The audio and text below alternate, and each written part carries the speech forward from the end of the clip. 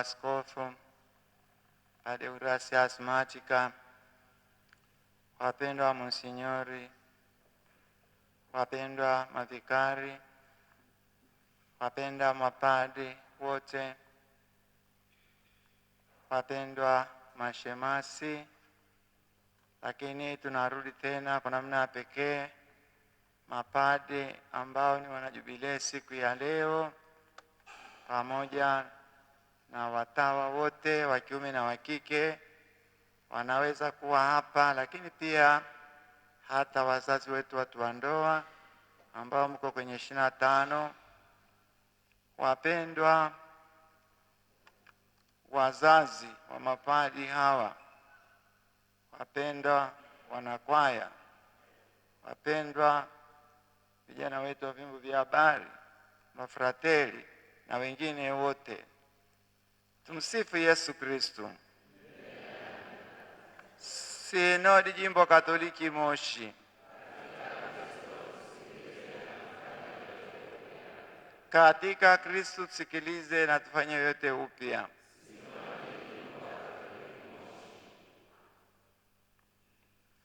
Kwanza kabisa tuko hapa leo kwa ajili ya hawa wanajubilei. Wengine wametajwa hapa ni mapadri, wengine pia inawezekana watawa wa kike au wa kiume wapo. Ni waombe sana tuunganike pamoja, muone pia misa hii na pongezi tunazotoa siku hii ya leo na maombezi yetu kwenu, kwa wanajubilei yanakwenda kwenu pia. Ninatoa shukrani za pekee kabisa kwa hawa mapadri ambao si wa jimbo la Moshi, lakini wako katika maeneo yetu. Kwa kweli wengine sikuwa nimewaona, lakini wapo na wamependa siku hii ya leo. Bila shaka wako katika vyuo vyetu au mwekau au wako KSMC au wako ushirika, lakini wakitambua ni mapadri na ni mwaka wa kwao, ingawaje kule Tanga, kule Dar es Salaam, kule Mbeya, kule Tabora wataadhimisha tena, lakini wamependa waunganike na wenzao wanakanisa mapadri waliopo hapa Moshi, waunganike nao kumshukuru Mungu. Mapadri na watawa ni washukuru sana. Huo ni undugu, mnaungama upadri wenu, mnaungama undugu wenu wa kipadri, undugu wa kijubilei, undugu wa matembezi ya pamoja kwa safari ya miaka 25. Naomba tuwapongeze kwa hilo. Kwa hiyo ninaomba wote kabisa aliyowataja makamu wa askofu ni naibu wa askofu, na hata kama wengine hawakutajwa, ni washukuru. Uwepo wenu ni wa maana, ni wa maana. Na hata wakati mwingine wale waliopo tunapokaribia, hata kama wewe ni Wasongea, usiogope kuanza kuandika jina lako, useme na mimi naunganika na hawa, na mimi ni mwanakanisa, na mimi ni mwanamoshi. Ni mwanamoshi kwa sababu Moshi ni kanisa la Kristo na Songea ni ya Kristo. Kwa hiyo wote ni wa Kristo. Kwa hiyo ni washukuru sana na mjisikie nyumbani. Tumekusanyika hapa leo kwa ajili yenu. Kwa kweli leo ni siku ya furaha kubwa kwa nyinyi mapadi wote na watawa. Mwenyezi Mungu amewatendea makuu. Mwenyezi Mungu amewatendea mambo makuu. Amewafanya mambo makubwa sana. Mungu alifanya upendeleo mkubwa sana, akapenda kuwachagua kwa namna ya pekee muingie katika hali hiyo. Kwanza kama wabatizwa na sasa mko hapo, kweli fanya vizuri, maana kwa kadiri ya taratibu zetu za kanisa ni kwa njia ya sadaka hii takatifu ya misa tunaweza kumshukuru Mwenyezi Mungu kwa namna ya pekee kabisa. Kwa hiyo mapadri mnaohusika wana jubilei, tarehe hii ninyi wenyewe mmeichagua, na nakumbuka hawa wa jimbo la Moshi walikuwa wanasema, baba, tunaomba iwe siku hiyo hiyo ya 14 uwe nyumbani, na mimi nikaamua kuwa nyumbani, ndio tunaiadhimisha siku hii ya leo. Hili ni jambo kubwa sana. Huu ni uamuzi mkubwa sana. Wanapenda kumshukuru Mungu kwa sababu wanajua ni nini amewatendea. Ni kama Mfalme Daudi anavyohangaika kwenye hilo somo la kwanza, makuu ambaye Mungu amemtendea, aelewi, anachanganyikiwa yeye ni nani tu, lakini kule mwishoni unaona anamwambia, basi jina lako litukuzwe, jina lako litukuzwe milele. Ndio sala yake hiyo. Na hawa mapadri wako hapo, wako katika huo mshangao, tunashirikiana nao wanapomshukuru Mungu. Tena ni siku yao pia ya kupongezwa, kwa kweli kupongezwa na kanisa lote la Mungu, pongezwa na kanisa lote la Mungu, kwa sababu wamekuwa ni mapadri wa kanisa, ni watawa wa kanisa. Ni siku yao ya kuendelea kutoa shukrani pia kwa kanisa na kwa mapadri wenzao, kwa wazazi, kwa ndugu na jamaa ambao kwa namna moja waliwasindikiza mpaka wakafika siku ya leo. Ni siku yetu pia ya kuendelea kuwaombea ili waendelee kudumu katika wito mtakatifu, waendelee kudumu katika utume, waendelee kudumu katika kuchapa kazi na kustawi kwa njia ya pekee zaidi. Yaani waendelee kustawi katika utume kuliko hata ilivyokuwa mpaka sasa. Ni siku yetu ya kuwaombea wanapomshukuru Mungu, na sisi tunawapongeza, lakini wakati huo tunawaombea waendelee kustawi, waendelee kufanya kazi kwa bidii zaidi, ili Mwenyezi Mungu, ili Kristo aendelee kutangazwa kwa njia yao, aendelee kutangazwa, aendelee kupata sifa, aendelee kufahamika. Tunawaombea waendelee neema ya kuendelea kutoa ushuhuda kwa makuu ambayo Mwenyezi Mungu aliyowatendea, kama Mfalme Daudi anavyoungama mwenyewe, yaani anafikia mahali ajue ajieleze namna gani. Lakini ukijaribu kuingia kwenye nafsi ya kila hawa mapadri, wamekutana na mambo ya namna hiyo, yaani wanajiuliza, hivi ni kweli au niko kwenye ndoto? Ni kweli, maana Mungu anakupenda kwa mapendo ya pekee. Kwa hiyo tunawaombea waendelee kuwa mapadri wema, mapadri wachapakazi, mapadri watakatifu na waaminifu. Kwa kweli nilipokuwa ninafikiria juu ya hawa mapadri, juu ya mapadri wote, na hasa hawa ambao ninawafahamu wa hapa nyumbani,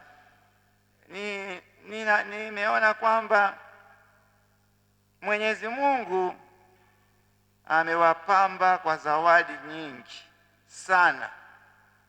Wamepambwa na utitiri wa zawadi, na ninavyosema juu ya hawa ninaowafahamu, hata hawa wengine walioko hapa Watanga na Tabora, ni hivyo hivyo tu. Mungu amewapamba, Mwenyezi Mungu amewapamba kwa zawadi nyingi, utitiri wa zawadi.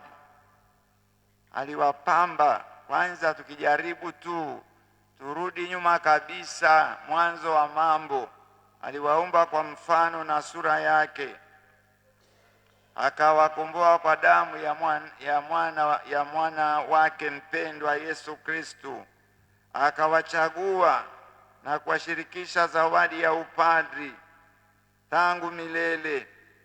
Nao kwa imani thabiti wakaipokea zawadi hiyo na kuitunza. Tunajaribu kurudi tu nyuma, tunaangalia walikotoka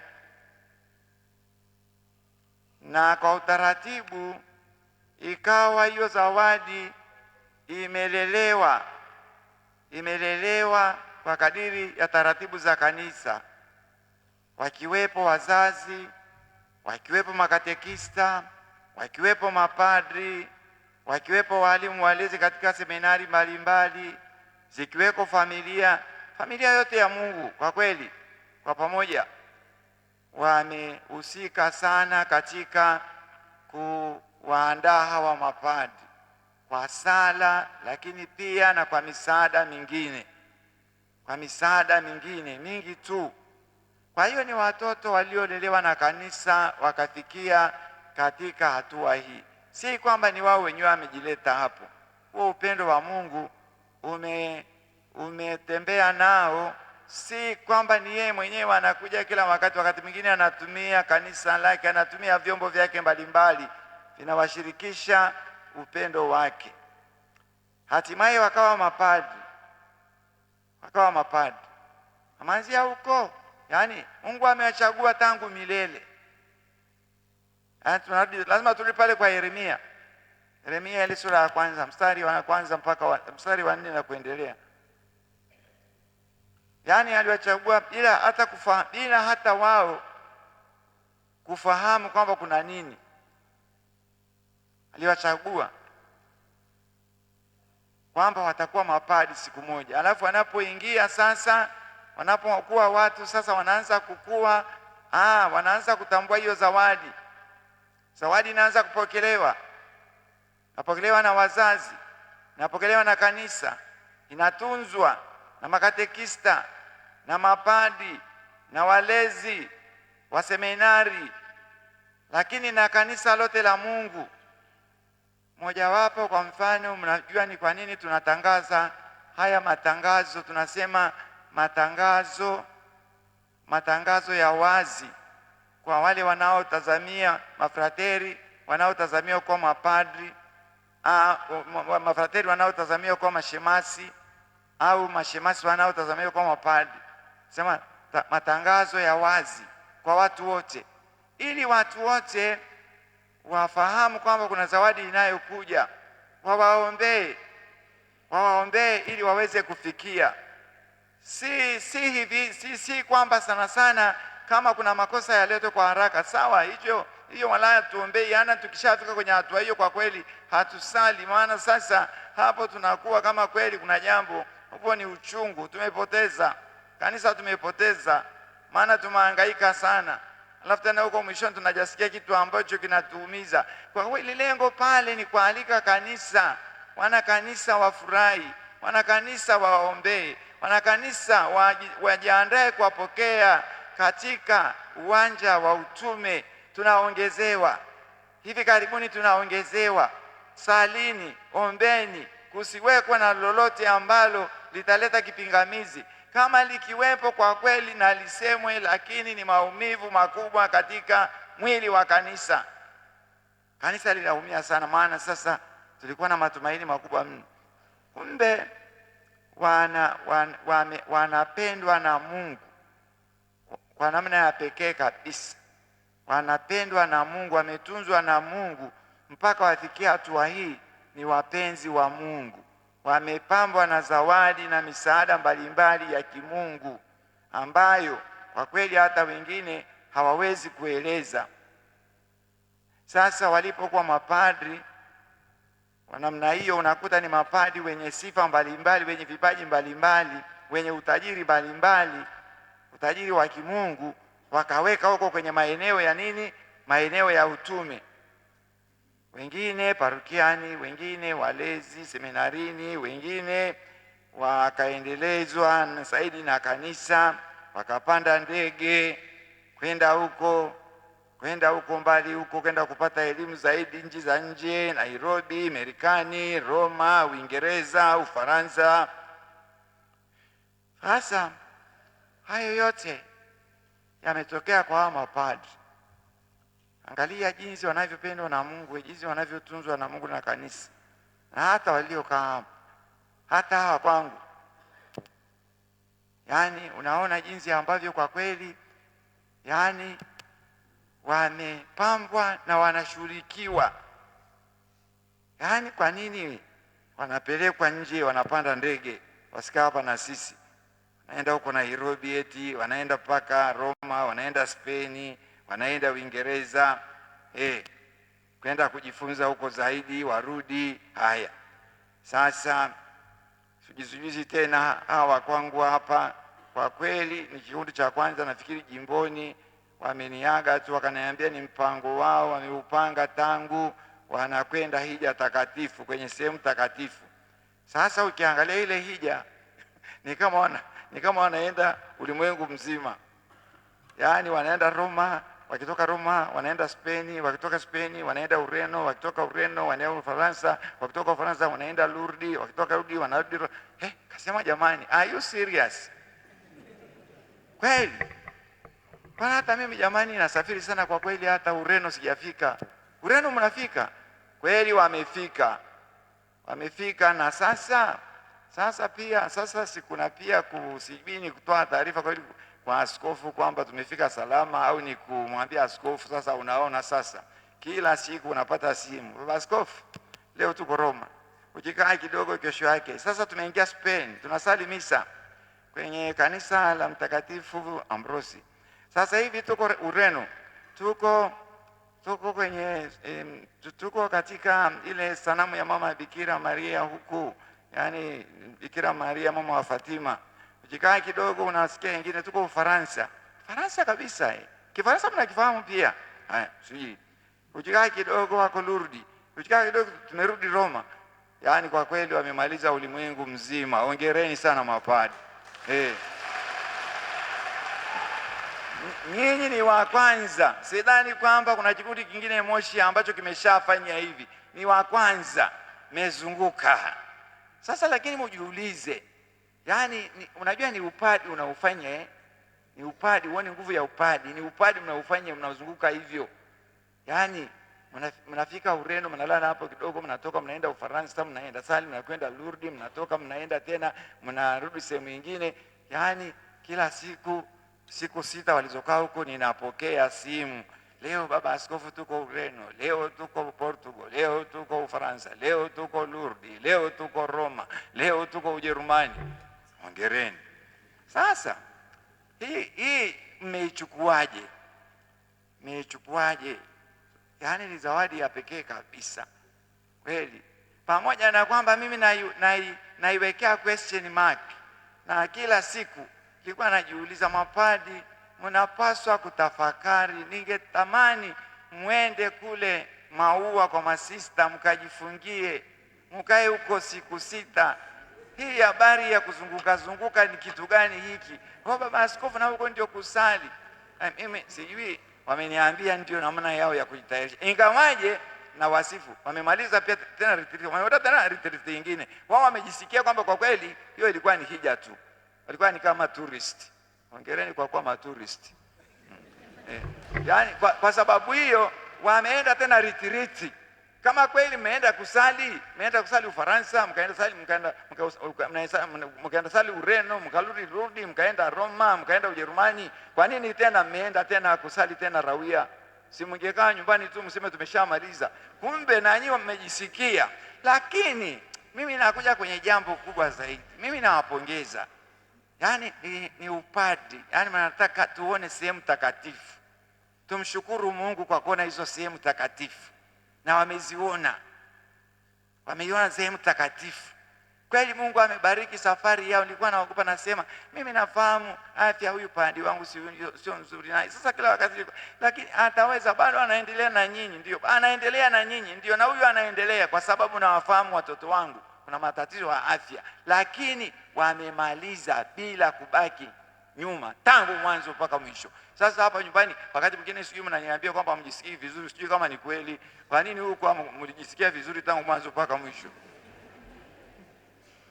Lakini yani narudi tu, kwa kweli ni jambo la kumshukuru Mungu. Ni zawadi ya upadi, ni zawadi ya upadi inawawezesha, wanaweza kufanya haya. Wameona sehemu takatifu ambazo hata mimi mwenyewe sijaziona.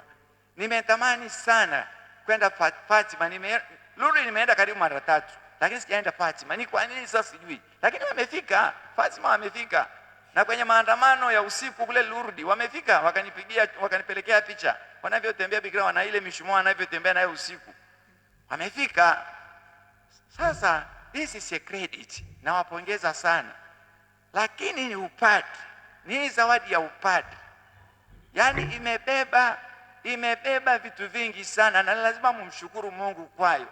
Kaka yako ambaye alioa ana watoto 2 au 4, hajaenda hata Nairobi. Ndiyo kweli, lakini wewe umefika mpaka Ufaransa, ukafika Lourdes, ukafika Ureno. Ni kwa nini? Who are you? Umefanya kitu gani wewe Mungu akuinue namna hiyo? Lakini ni zawadi ya upadri. Zawadi ya upadri. Mnainuliwa kwa namna mbalimbali. Mungu anawapenda, Mungu amewapamba kila mmoja kwa namna yake, na mnapofikia sasa mahali kama hapa, si vibaya hata kidogo mkafanya mambo kama hayo.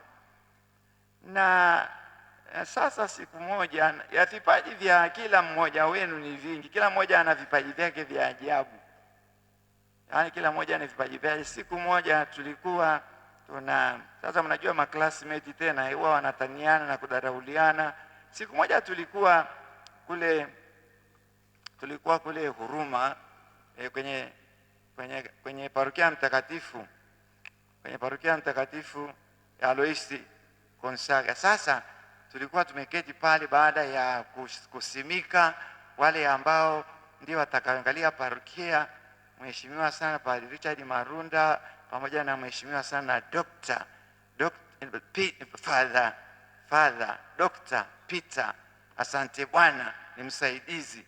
Sasa tulikuwa tumeketi pale, tumeketi na Father Emmanuel akaniambia, baba askofu, yaani unampanga huyu kabisa, huyu hajui uchungaji. Huyu ni yani ni Marekani tu.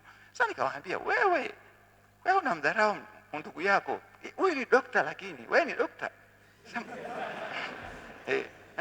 Yani anapea pale baba askofu nampa, yani uchungaji hajui. Tangu akiwa kijana kabisa. Yani ni kusoma tu, lakini mwambia sasa kuna shida gani? Si ndio maana ni dokta. Amepatia, wewe amekaa Ujerumani, ni dokta amekaa Marekani, dokta wa Marekani huyu. Sasa lakini kweli alikuwa anamuonea tu Padre Peter, kwa sababu si kweli kwamba eti hajui uchungaji. Mbona alikaa pale Huruma, nilipomuondoa watu waliumia sana, wakasema tunamwomba umwache. Nenda kule mweka sasa ukaone. Kwa hiyo na wewe si dokta wa nyumbani. Yaani ni madaktari wote, yani kila mmoja ana kazi zake. Hata jana tu nimetoka kule Maida, kule Maloa, nilikuwa nimeingia nyumba moja ya mapadri, wakasema huko alimalizia Father Emmanuel, mama toilet ya kuepo akaweka toilet. Ukienda sasa kama si nani hiyo si faida. Kama ungekuwa kama Father Emmanuel na ungekuwa uko ng'ambo, nani angeweka toilet kule Maloa? Haya, nikaenda siku moja tunazika sister, nikamwambia wale masista, mmepata wapi eneo kubwa namna hii? Wakaniambia, basi kwa tunamshukuru sana ni Padre Emmanuel, kwa kweli alipokuwa paroko wa hapa Maida alitupatia. Wewe sasa unasifiwa na masista, the consecrated virgins of the Lord. Wanakusifu na wanakuombea. Sasa unasema mwenzako, yani baba askofu hajui kitu, yani ni huko Marekani tu. Kila mmoja ana ya kwake, na wewe kwa kweli wanakusifu sana masista. Ukienda kule Useri wanakusifu, ulifanya hili kule Kibosho, na wewe ni daktari wa huku nyumbani. Kwa hiyo ufurahi. Tuna madaktari wa nyumbani na kutoka Marekani, potri mbali, wote ni wa Yesu. Shida yako ni nini? Sasa hizi ni sifa. Kweli wana sifa za ajabu. Iwe ni madaktari, iwe ni mapadri wa huku nyumbani. wana sifa. Mimi nashukuru sana unapoenda mahali unasikia kwamba Padre Gregory alifanya hii, Padre Gregory alimalizia hii nyumba, hii haikuwepo. Na kwa mahali pengine anasema hapa alifanya. Sasa kule Mweka wanasema yani wanasema Padre Doctor. Hongera sana Padre Doctor, asante Bwana amekataa kanisa hiki cha Mweka, amesema kimekaa mno, tunajenga kanisa kubwa. Sasa uwe macho, yani kanisa ya Mweka mnajenga, mmeidharau, mnajenga kanisa mpya. Sasa uhakikishe kwamba umeimaliza kabla hujafa. Sasa bila shaka anataka kuproof mwenzake, si anasema afahamu uchungaji. Nataka kuproof kwamba anafahamu uchungaji na kikanisa ambacho hakina hadhi. Wamesema kile kikanisa cha Mweka hakiendani na hali ya sasa hivi. Bwana ikiondoa, mwanza kujenga kanisa lingine lenye minara mitatu. Hongera dokta. Sawa, lakini ufanye kazi umalize vizuri, sio kwa tuachie hapo umeanza kwa kasi tu alafu kaondoka tena, utapata hasara. Lakini ni vipaji. Ni vipaji na huyu Padre huyu ameenda Marekani na anapata msaada dola 29,000. Anakuja ananionyesha, ananiambia baba, nimesaidiwa kwa ajili ya kanisa la Mweka. Sasa hii ni fadhila, kwa sababu yani askofu hajaenda, yuko nyumbani. Padre Emmanuel wewe hujaenda, wewe uko hapa. Sasa ameleta sasa kujenga kanisa letu. Tunamshukuru Mungu. Kama angekuwa anafahamu Marekani, sasa kule Marekani lazima hata ufahamu namna ya kuongea na watu kule. Kwa hiyo ameonyesha kwa askofu wake na kwa kanisa, nimepewa msaada. Very good. Wote wangepaswa, mapadri wote wangepaswa kuwa hivyo. Zawadi zote ni za kanisa, mnazileta kwa askofu, mnaonyesha na zinafanya kazi ya Mungu. Kwa hiyo mfanye hivyo zote. Ungepata kama wewe sio padri, usijisumbue bure. Haungepata chochote kama wewe sio padri. Ni kwa nini kaka yako tu ambaye yuko pale nyumbani hajapata hayo mazawadi ulio naye? Una magari mawili, una matatu. Kwa nini kaka yako asipate? Ni kwa sababu ya upadi tu, na ni vizuri ukaleta yakawa mali ya kanisa. Hiyo ni mali ya kwetu hiyo, sio kwako. Tumia hapo gari moja tu, mengine toa. Sasa najaribu tu kuonyesha samani ya mapadri na utania daima, sio kwamba nawasomea altareni. Mimi nawashukuru kwa sababu basi wanapotaniana hivyo, lakini pia kwa kweli wana vipaji vizuri sana. Ni vizuri wavitambue na waviheshimu. Kwa hiyo mnapokuwa mna vipaji vya namna hiyo, tunarudi, ni nani amewapamba namna hiyo? Ni Mungu tu. Mmesaidiwa sana na watu wengi kwa namna nyingi katika safari yenu. Mmesaidiwa, mmependwa sana, mmesamehewa sana hapa na pale, kwa sababu sisi pia hatukukamilika, tuko dhaifu. Pamoja na kwamba ni mapadi, yani upadi haukuondoa ule udhaifu. Hapa na pale tunawakosea pia Wakristo. Tumesamehewa sana, tumeonyeshwa huruma sana, tumepewa zawadi nyingi sana. Sasa ninapofikia kipindi kama hiki, ni lazima ni cha kumshukuru Mungu, na ni kurudi tu hapo.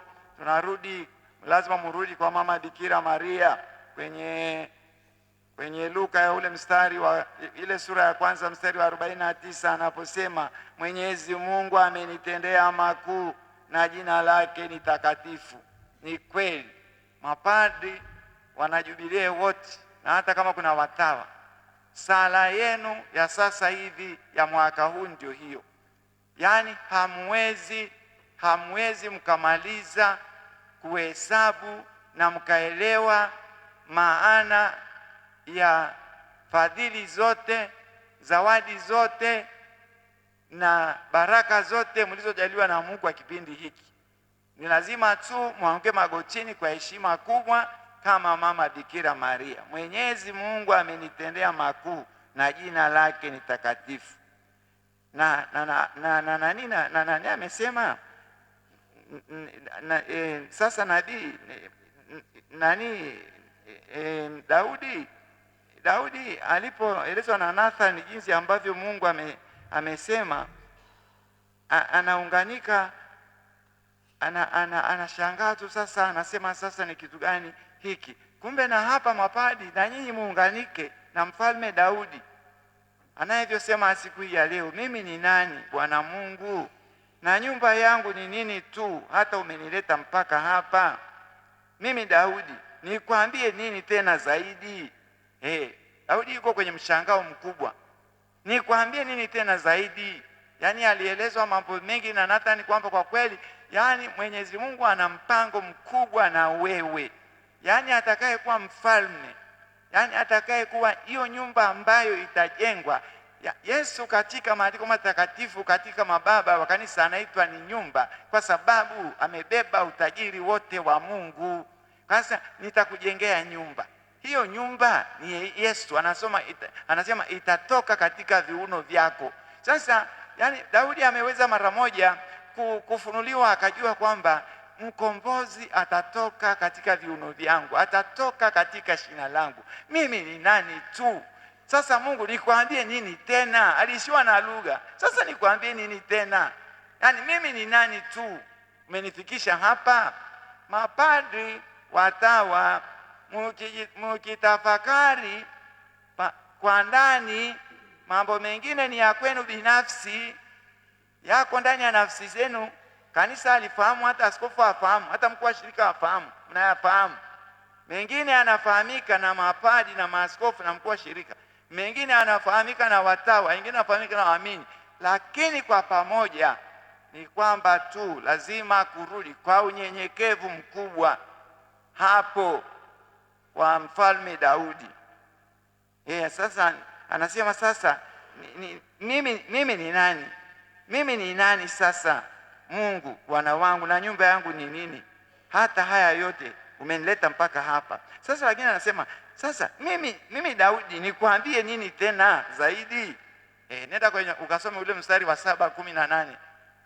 Sasa nikwambie nini? Yaani ameshindwa kupokea. Yuko hapo tu anasema mimi ni mtumishi wa Mungu. Nikwambie nini zaidi?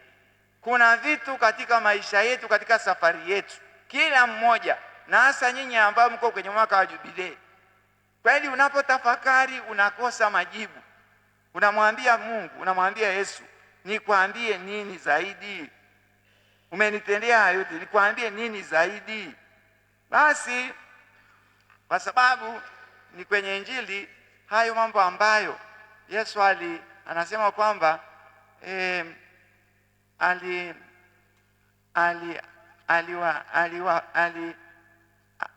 aliyaonyesha kwa watoto wadogo, akaacha wenye hekima na akili. Mambo hayo kwa sababu mambo haya uliwaficha wenye hekima na akili, kwa wafunulia watoto wachanga kama mimi. Sasa na hayo na nyinyi pia kuna mambo hayo. Hayo mambo ni yapi? Nimetamani sana kuyafahamu napofanya tafakari ya maandiko matakatifu. Hayo mambo ni yapi hayo Yesu ambayo anasema mambo haya umewafunulia, yani umewaficha wenye hekima na akili, ukawafunulia watoto wachanga, yani kama mimi hapa, yani kama mdogo kama mimi ni nani tu? Anaimba katika Roho Mtakatifu. Sasa mwaka huu ni mwaka wenu, ni lazima na nyinyi katika utulivu wa sala musali na mama Bikira Maria, mumwambie Mungu, Mwenyezi Mungu, umenitendea mambo makuu na jina lako ni takatifu. Pokea tu sifa na shukrani, sina zaidi. Naomba uendelee kuniombea, endelee kunibeba, endelee kunichukua.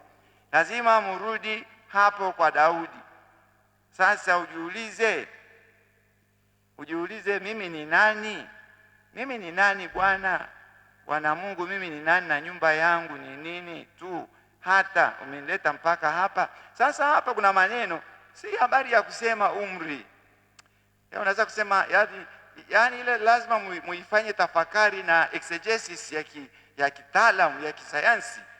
Umenileta mpaka hapa, sio hapa altareni tu, si kwenye umri sijui miaka 42 tu ulio nayo unasema mpaka hapa. Kuna mengi yani unayafahamu, lazima uyafanye tafakari mpaka hapa yani katika mpango wake mtakatifu. Mengine ni asiri, wewe unafahamu, yani umeinuliwa sana mpaka hapa. Wengine ni madaktari, sawa, si mpaka kwenye udaktari tu. bado kuna mengine mpaka hapa. Mbona wengine hawajapata au wamefikishwa hapo?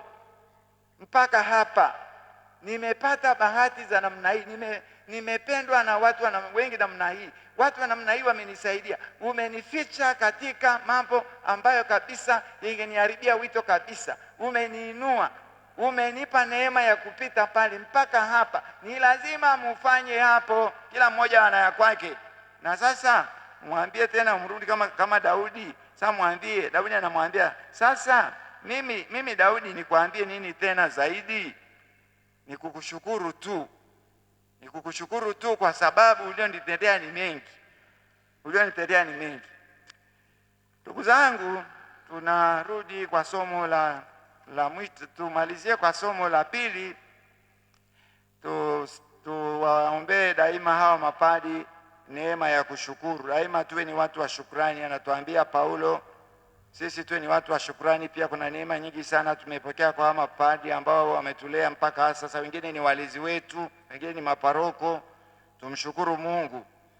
Tumshukuru Mungu na tuendelee kuwa ni watu wa shukrani kama anavyotualika Mtume Paulo kwenye hiyo sura ya 3 ya Wakolosai mstari wa 15. Daima muwe watu wa shukrani. Daima muwe watu wa shukrani.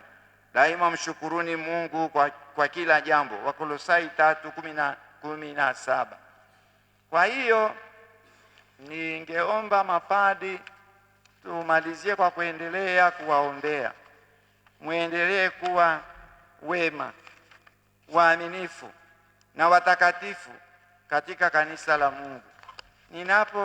Ukienda sehemu nyingi kule Marekani, ukienda kule Ujerumani, kuna wakina mama hawa wasala, hawa wakina mama mtakatifu wana kwenye sala zao daima wanasali, tunakuomba utajalie mapadi wema, waaminifu na watakatifu katika kanisa.